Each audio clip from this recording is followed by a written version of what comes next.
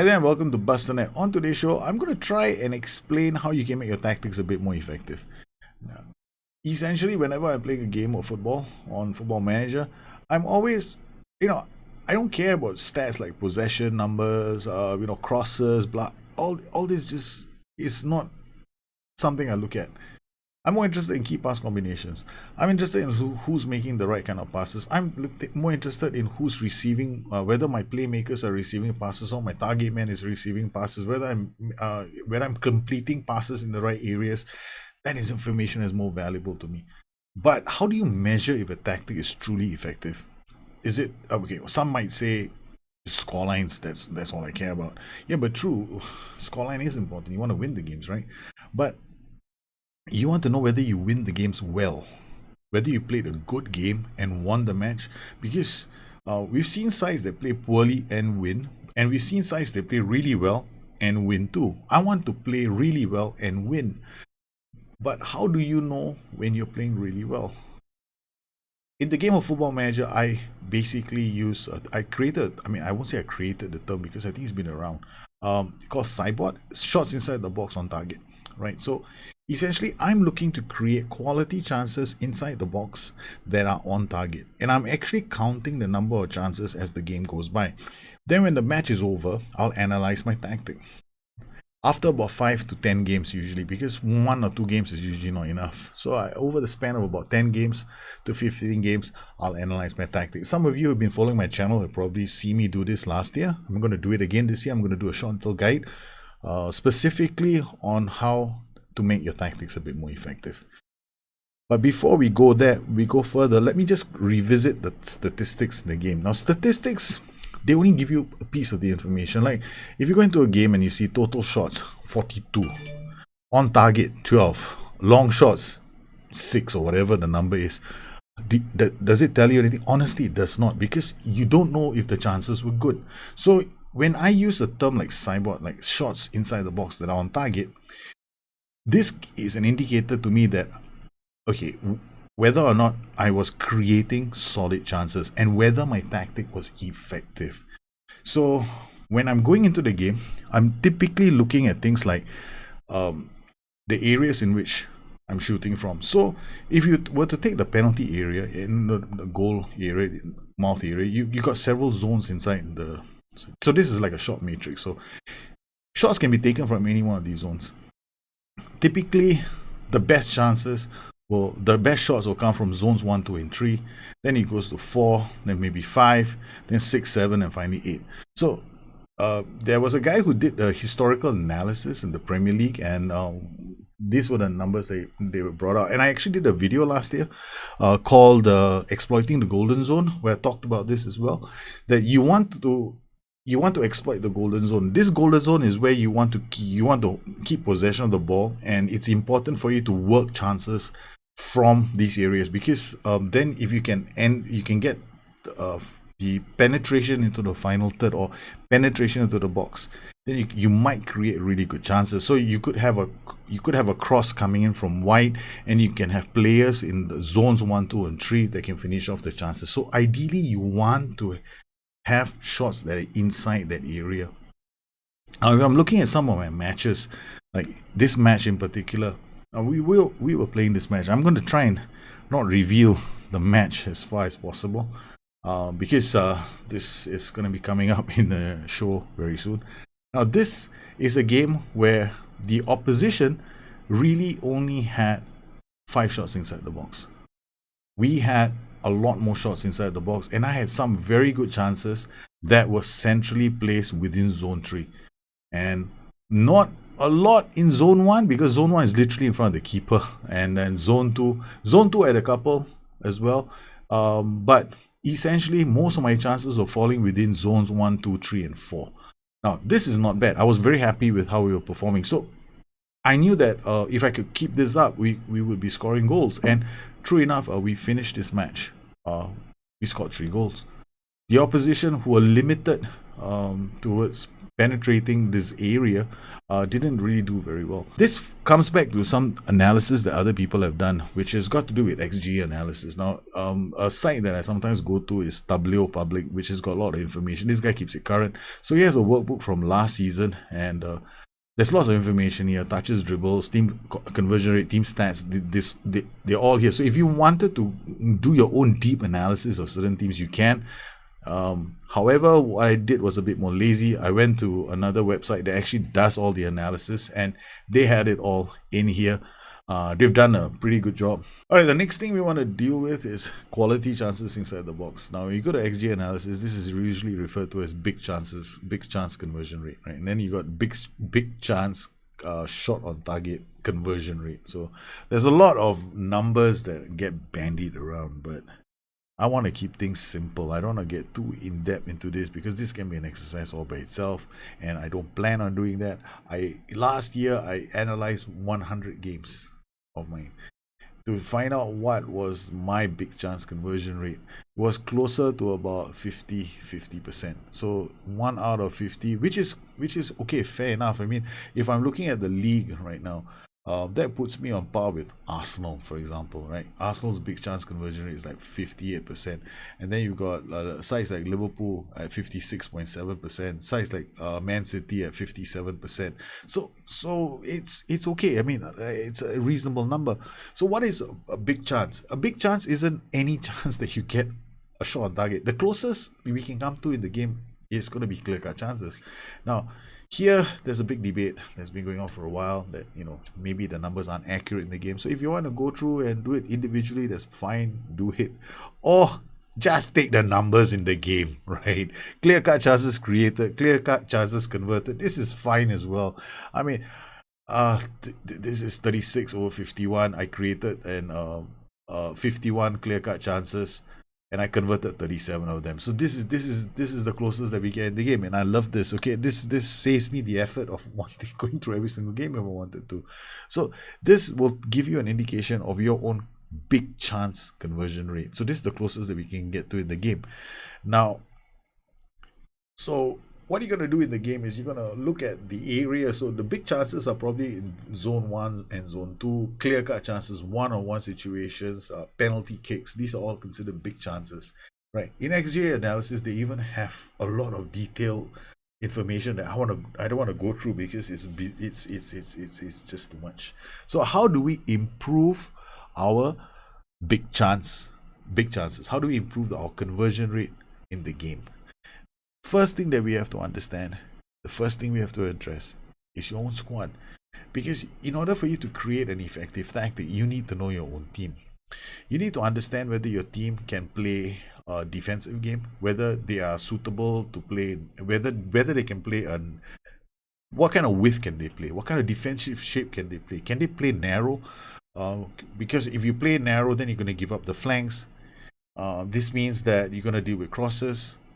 So then you look at your team, you analyze your team. Do they have jumping reach inside the box? Can you mark? Worse still, okay, when you give up the flanks, they're gonna come through. Sometimes you're funneling, you're keeping your front congested, right? So you're making it hard for them to find chances in front of the box. So your players still need to close them down if they come at you.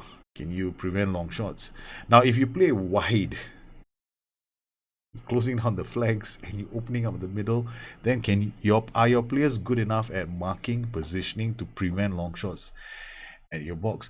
So if you're playing with a low standard defensive line or a low defensive line, you have to understand that you are increasing the chances of the opposition getting chances in certain dangerous areas of the pitch. So you need to look at your own team. Can your team defend well? So you're looking at attributes like positioning, you're looking at attributes like jumping reach. 2 attributes in particular. Jumping reach will tell you whether your players can deal with crosses, headers, because when you're looking at big chances, right, they will come from crosses, through balls, cutbacks, and set pieces. These are the 4 main areas that will come through. You get it from. So you want to knock these off one by one, right? So crosses, can my players close them down, shut down the crosses? Can I shut down the source? cutbacks. If we gonna play, if we're gonna allow cutbacks, do my players have enough? Are they good at positioning? Am I covering the zones effectively with my players? Then you gotta look at your tactic, look at the potential weaknesses in your tactic. Then when it comes to set pieces is really important. Like for example, the easiest way to deal with set pieces, your default set piece comes in like this, right? You got far post center, but there's nobody standing at far post. So I find this very, very strange. So this is the default set piece. So the default set piece, immediately go into your default set piece, decide, okay, I'm going to put somebody at near post because I want to prevent near post flick-ons. I want to put somebody who's good at marking at the far post because I don't want players to come in on the blind side. Do you need a player on the post? Sometimes they might be handy, but you want to cover the zones, the important zones that you might find that are dangerous. And then on top of that, when the ball bounces to any of the players, you definitely don't want long shots happening. So what do? You have at least two players back if you're a defensive side and you want to prevent the second ball from being intercepted and a shot coming in. So here, what I've done is I've used my the concept of cyborg, right? Shots inside the box that are on target, and I'm eliminating the potential of getting easier chances inside the box. So the near post flick on, I'm going to put a strong player here. The far post, I'm going to put a good marker here. In the center, I'm going to put another player with jumping reach here so that we can deal with headers. Then I'm going to put two players who are good at doing something with the ball. They have to have good first touch, composure. They should be able to move the ball out of the box. I can't put any Tom, Dick, and Harry here. These guys, they need to be able to do something with the ball. They need to have good anticipation and concentration so that they can pick up the second ball and bring it out of the box. Because if they don't deal with the danger, because it's one thing winning the header, it's another thing doing with something with the second ball. If you can't do something with the second ball, chances are you are prone to having a long shot. And at this point in time, these kind of long shots, there are some long shots actually good in the game. This is one of the long shots that's going to be good. In fact, one of my strategies in an attacking corner is actually to put my long shot players at the edge of the box, so that when they clear when the team clears the ball, I deal with the second chance. So how do I increase my shots in quality chances inside the box with a attacking corner routine? So with an attacking corner routine, we get this is the default. Okay, so yay, does jack shit for me. Okay, so I've got one guy at the far post, but what do I do is I'll find the guy with the best jumping reach and I'll put him here. So I've got one guy at the near post with great jumping reach. I put my second best player, either my second best jumper here, depending on the strategy I'm using for my corner routines. 1, 2. These are the two most important areas, and probably here as well, looking at the near post. But these are the two most important areas that you want to cover. You want to improve your shots in the box on target rate? Yes. Then you can also take one guy out and put him here.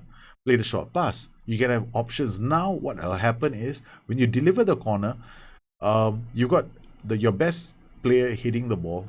And you've got a striker. Ideally, this is what I prefer. I know that there's many ways to skin this cat, but I like strikers arriving late into the box because they are harder to mark. Putting a striker inside the box zonally is harder because they're going to be jostling for space. Us most strikers who attack the box, we rather attack the box. We don't like to be static. It's like you want to attack the box. So it's common sense for most strikers. So you want to attack the box. So the best jumpers are going to be here. Delivery, let's deliver to our strengths. Okay, then we look at throw-ins. The same principle with throw-ins as well. Do you have a long throw specialist in your team? If you have a long throw specialist in your team, then you go to your throw-ins. Then you do the attack throw-ins. Same principle. I've got long throw. Maybe I want to do the long throw. Okay, then I do a long throw here. You want to take the best guy in your team attacking the near post. He does the near post flick on, and then you might have players that are attacking the box from the edge of the area. You got one guy attacking the edge of the area. Then you've got the danger. Then you've got your best headers inside the box. it becomes an attacking throw-in. So this is also another way of increasing your shots inside the box tally, because you're creating quality chances that are inside the box. So the first area that you want to work on is going to be set pieces. Now, I know that last year I kind of ruled it out. Why did I rule it out? Because I was really trying to extract super quality chances, so much so that it probably it's harder for most people to achieve. This is a lot more easier because you're knocking off areas in the game, right? So the first area in the game you're going to become a master of creating quality chances is set pieces, and this is one of the easiest ways in the game. So then you look through your squad and you identify players who can deliver set pieces, and then you go to training. This is very important. I can actually tell you a story that is very personal. I've actually won a competition simply by, in FM19, 1 week before the competition, the critical match. We went into that set piece delivery, attacking free kick, attacking corner, attacking. I just did all of that. The whole week was just spent on set piece deliveries, penalties. When we came to the final, man, it was sweet. When we want to create through balls, we need to really understand what are transitions, because through balls are opportunities where players can create defense splitting passes, and these can occur either when a team is positionally placed to defend. That means they're camping in their own half and your teams are trying to move them around, trying to create space. This is generally harder because it used to be easy back when Arsenal was, we had the Invincibles. Back in the day, this kind of aggressive defending wasn't the norm. So Arsenal used very good short passing styles to slice teams apart. You don't really see that anymore. And I'm talking that level of play. Not losing a single game, playing that kind of football an entire season. In today's modern game, defending has changed.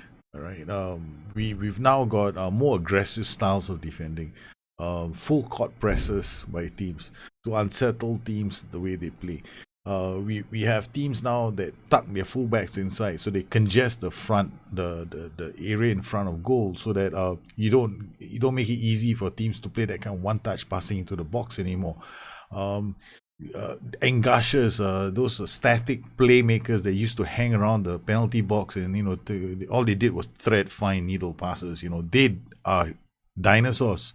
You can't find a modern day Juan Roman Riquelme anymore. So teams have become savvy when it comes to defending the golden zone, right? So now they've come to the point where they defend the golden zone with strategies that force teams out wide. The general consensus is when you want to defend, force the players wide. Don't allow them towards the box. That's the first defending 101. So you force them wide so that they deliver crosses into the box, which are easier to defend. In fact, XG analysis also shows that the worst kind of chance you want to take is actually a headed shot. So when you look at your highlights, you've got to look at your goals, especially when you have crosses, right? Sometimes people assume that a cross, he's got a header, he should bury it. That's a commentator's curse. Half the commentators, he should hit the ball, he should get it on target. It's like, I'm sorry, man, it's not easy. Okay, headed shots have the worst conversion rate in the game. So we have to understand all this, and then we have to come up with strategies to create space, to attack the space. So we've got our players, we know what our creators can do. So we also need to understand transitions. When you play with a low block or you play with a middle press, you are actually looking to create attacking transitions by winning the ball in the middle of the park and transitioning very quickly into attack. So when you're looking at the transitions, you're trying to identify a specific part of the game where you're going to try to win the ball. Now, I've done a transitions video. You probably, I'm putting the link up there in case you need to go and check it out. But essentially, you need to become good at identifying transitions, because if you can't identify where you want to win the ball, then you won't be able to tell if your tactics effective at controlling space in a certain area. So understanding transitions is vital. The second thing that we want to do in order for us to create through balls, because once we understand the transitions we're looking for and we expect to see a specific kind of transition, then what we have to be able to do is create conditions in the game that allow us to create one-on-one situations, right? So this is the second part of creating a really quality chance. And in the game, I call these overloads. In fact, Pep Guardiola's favorite way. Pep Guardiola is probably the most noted manager who's actually employed the strategy of creating overloads. Right, so he gets like for example, he uses Fabian Delph as an inverted wing back sometimes.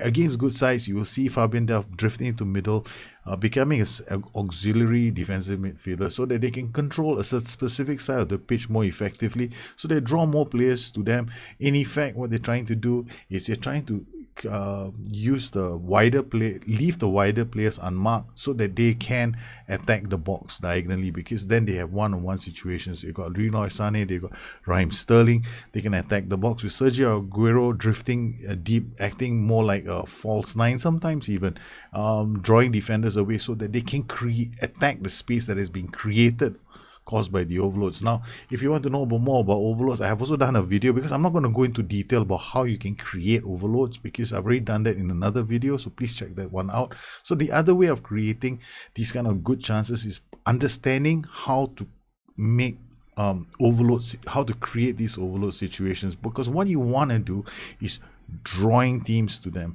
And this is where understanding your roles and duties are important, because there are some roles in the game that are exceptionally good at keeping hold of the ball, and then you have to identify players in your side that are good at controlling the ball. Then these players might also need certain attribute traits, like likes to switch ball to the other flank, dictates tempo, and plays killer balls. These are three very, very important traits for the lock picker to have. So if you are going to create a system which is going to utilize overloads and to create one-on-one chances on another side of the pitch, then you absolutely need to think about a player and a role that has all these traits inside them. So in FM19, we've got the defensive shape. The defensive shape will give us a good idea of where we want to try and win the ball, right? So in this particular case, with this particular tactic, I want to win the ball deep, and because we aren't a very good team who can camp, but we are a great team that can attack space. So I'm playing to our strengths when I'm analyzing my team,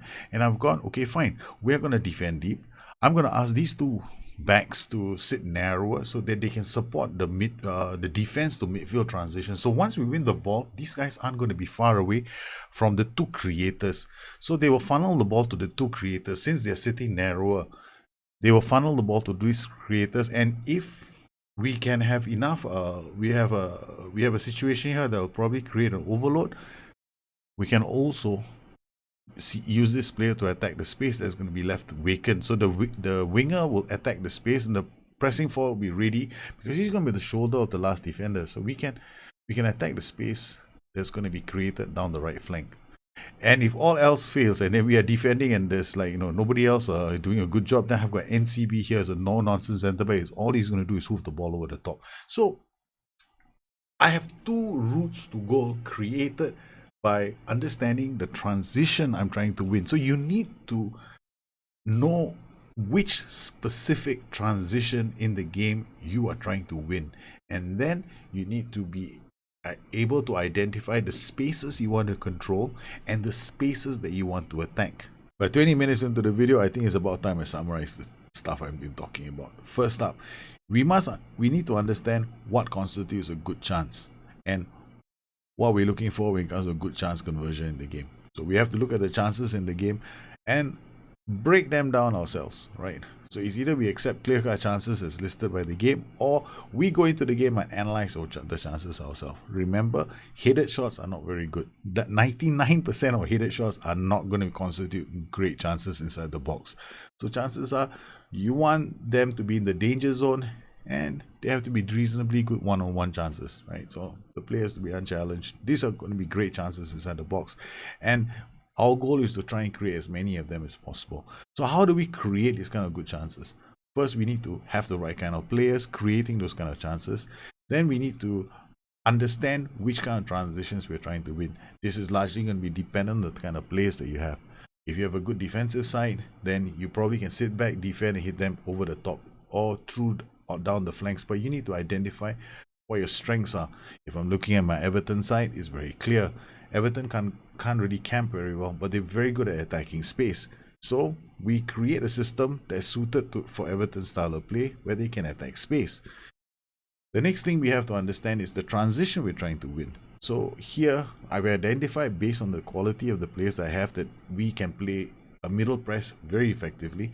And if I were to draw teams out and try and win the ball in a specific area of the pitch, then what I want to do is effectively try and create some kind of an overload at one area of the pitch where we are effectively keeping the ball, and then unlocking another side of the pitch where we can create 1v1 situations or cutbacks.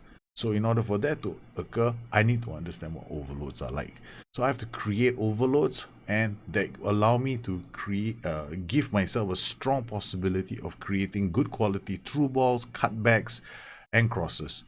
So when we want to create good shots inside the box, we have to first deal with our set pieces. We have to create decent set pieces that can defend and can also attack. Defending, when you defend a corner, don't forget you can also counter attack when you defend a corner. So you have to think about the players that are going to be at the edge of the box, and the guy who's been running off and trying to run wide with the ball. So you have to think about who's going to be playing in that position. Typically when I'm doing that, I'm usually looking at the player who's running off to actually be good at crossing the ball.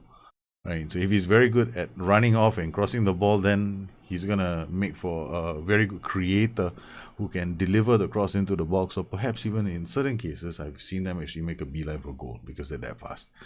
So I was hoping to also do within this video how you can limit the opposition's good shots inside the box. Basically, it's a reverse of whatever we've done for ourselves. We have to apply to the AI. But I want to gauge the response that the community has to this video. If you found this video helpful and you are keen for me to continue this kind of a series of videos, let me know. Then I'll just go and create some more. And then I will also attempt to apply reducing sideboard for the opposition, so that we can limit their chances limit the chance of them creating good shots inside the box. And I apply that in my games, and I'm very happy with how we are playing. So if you have any questions, please look me up on Twitter at Bustthenet or addictedtofm.com, my website. Once again, I'd like to thank all my patrons for their continued support of this channel. If you have any questions, please look me up on Twitter, and I will do my best to give you a hand. Let me know what you think about this video and whether you want me to continue with this series. If you do, great, I'll get on it straight away. You guys take care, have a good one. I'll see you again soon. Bye-bye.